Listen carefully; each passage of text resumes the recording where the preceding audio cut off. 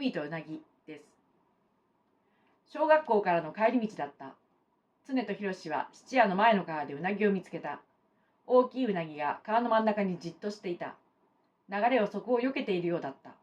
ひろしが捕まえようと言った。常がどう知るだやと聞いた。川へ入ってうなぎを捕まえて道へ放ら。ダメだよ。それより兄ちゃんを呼んできま。ひろしはうんと言ってランドセルを常に持たせると学校へ駆け戻った。彼は学校を出てくるとき、前庭の散水をしていた常の兄を見たのを思い出した。常と一緒になったのはそれから後、みちみちだった。ひろしにうなぎがいることを言われると、浜地は、俺はいかと言った。一緒に散水をしていた2、3人が当番中に行ってはいけないと言った。ひろしはその人たちに、うなぎがいるんだよと言って、太さで指で作ってみせた。みんな校門を出てかけてきた。うなぎは元の場所にいた。常は一人の間中、うなぎから目を離さなかった。浜地は遠くの方で水に入ってうなぎに近づいていった。捕まえて路上に放り投げた。浜地たちは学校へ戻った。ひろしと常は大きい缶詰の空き缶にうなぎを押し込んでめくれている蓋を持って帰った。自分の家へ着くと常はここへ置いてってよと言った。ひろしはうんと言って二人でしばらくバケツに移し替えてうなぎを見ていた。ひろしが去った。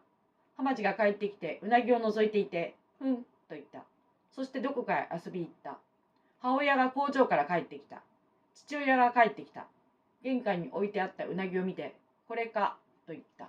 そしてゆきさんのひろしさんが学校帰りに浜地と一緒に捕まえたんだってと母親に言った。常は兄ちゃんが捕まえたのよと言った。父親は母親と話していた。焼いて明日俺がゆきさん家へ持ってくで。常はとっちゃん、浜ちゃんが水まきをやめて捕まえたもんで捕まったのよ。そうか、と父親は言った。浜ちゃんが帰ってくればわかるよ。常が言った。常、タバコを買ってこい。ほれ、銭。と言って、父親は娘に8銭やった。常は玄関へ行ってうなぎを覗いた。うなぎがバケツの底に丸くなると、尾と頭が重なっていた。頭を尾びれの影へ入れて息をしているようだった。常はそれをしばらく見ていて、なんでゆきさんへやるだやと言った。父親は、子供は黙ってろと言った。母親は、に、やりゃせんにと言った。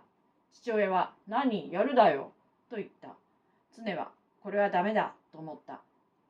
うなぎはゆきさんへ持って行かれるのだ。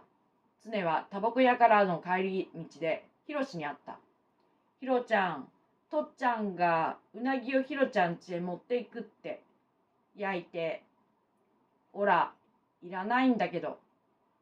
でもひろちゃんのお父さんが好きずら。うん、好きだよ。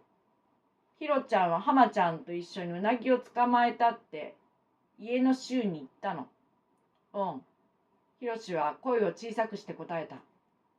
それはそうだけどさ、と常が言った。ひろしは何かを言わなければならないと思った。